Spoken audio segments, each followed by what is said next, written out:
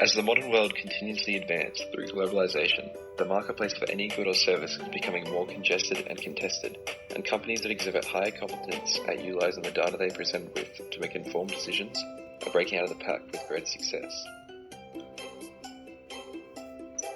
If we are trying to identify modern events that are impacting the habits of consumers, we need to look no further than the obvious, the COVID-19 pandemic. The disruption that COVID caused, particularly the laws regarding leaving home, led to sharp increases in the online shopping industry. This means that companies that relied on people visiting their store greatly suffered, while companies such as Amazon experienced rapid growth. Online shopping greatly reduced the boundaries that are formed between consumers and a company by geographical location. While the business can also save money on storing inventory, as they can use large warehouses rather than areas within a shopping centre. This allowed online retailers to greatly cut into the market share of almost every shopping industry. With the marketplace more crowded than ever, companies must become more data-driven as an organisation in order to survive. There is also the case of cultural change, such as how consumers receive and consume data differently. A large example of this is through the rise of social media. Successful data-driven organisations will now utilise social media as a marketing tool to collect data on consumers relating to their wants and needs, and use this data to construct their ideal target market and advertise specifically to those individuals through social media.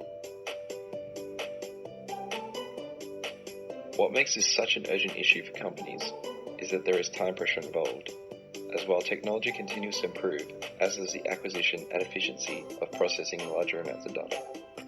This means the gap between companies that successfully utilize data to make decisions and those that don't is growing exponentially larger. So how can an organisation arise above these obstacles? Most importantly, organisations must have patience. The process of becoming a data-driven organisation is one you can liken to forefathers planting trees for the future generation. It takes years and perhaps even decades. Successful organisations have three core attitudes they adhere to. Firstly, successful organisations have adjusted their mindset to become more innovative and more analytical. Their leaders use sound judgment to execute decisions to drive this mindset. To differentiate themselves, they do not simply rely on the widespread array of analytical algorithms.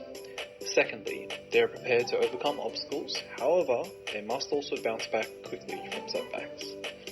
The way forward is to make mistakes, but learn from them faster than competitors. As Winston Churchill once said, success is not final, failure is not fatal, it is the courage to continue that counts. Finally, building on the factor of time, a successful organisation must be durable and focus on the long-term aspects of this repetitious process. Companies with small-minded mindsets will not endure and suffer from perfectionism. Growth will come from steady progression, not perfection. To summarize, businesses must become data-driven to be competitors in the 21st century. They must learn from the mistakes of predecessors and absorb the experience from their peers.